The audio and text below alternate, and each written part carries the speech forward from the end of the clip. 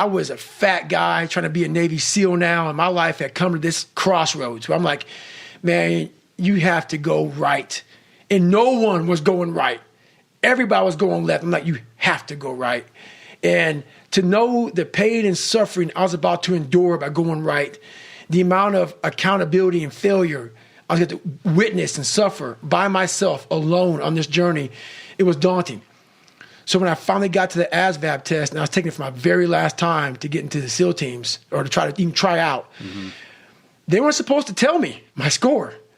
And I went back out to my car after I took it. I was on some computer test, and I didn't know how to use computer.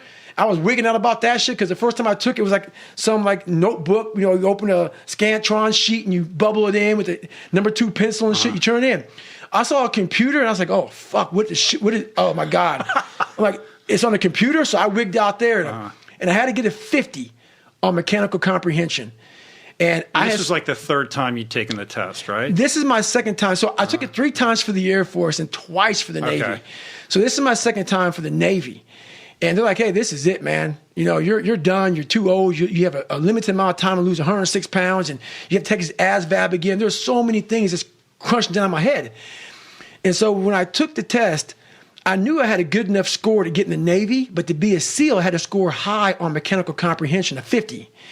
So the first time I got a 44 on mechanical comprehension. So I'm sitting there and I take the test and I hit send. Send meant it's out in outer space somewhere, but I knew it popped up at the administrator's desk. And he's not supposed to tell me shit. He tells you sit down, take your test, and you leave. I walked out, got in my car, or I was walking around the car, whatever. And I was like, I got to go in and find out, man. So I went in, I literally sat there. Everybody's taking their test, and I'm begging this guy. And he's telling me, I can't tell you shit. It's against government, it's against rules, everything. Right. He opened it up. He goes, okay, man. He said, you got a 65. I said, no, man. I didn't know I got a mechanical comprehension. And he scrolled the page down, and it was exactly a 50. And I literally, like, what came through my body, because it's easy to talk about now to you, but no one knew the time and energy I put into getting that 50. Right. It was pretty amazing. Yeah. I mean, what is that? What did that represent for you? Like the opportunity for a new life to finally get away? It represented an opportunity for a new life, but the thing about it is I'm trying to be a Navy SEAL. At this time, I was still 200 and some odd pounds. I still had more weight to lose. So think about this. I put everything on David Goggins to be a Navy SEAL. It's like going to the crap table with your last $1,000. And you say, you know what? I'm going to put everything on this fucking, on black. And hopefully I'll win. If not, I'm broke. I put my whole life, a guy that was scared of the fucking water, a guy that could fucking taught himself how to read and write, on being one of the hardest motherfuckers on the planet. Think about that shit. A guy that came from nothing. I put my whole life, and I'm going to go out here and put everything on David fucking Goggins to be a Navy SEAL.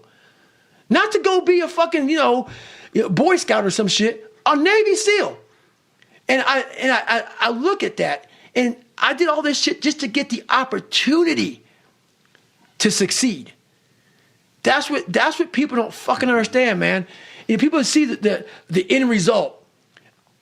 I remember that guy saying, my God, man, I can't believe what the fuck I've just done. I put everything, ruin relationships, ruin this, ruin that, put everything on. In fact, I have to become someone in this world, or I'm no good for anybody.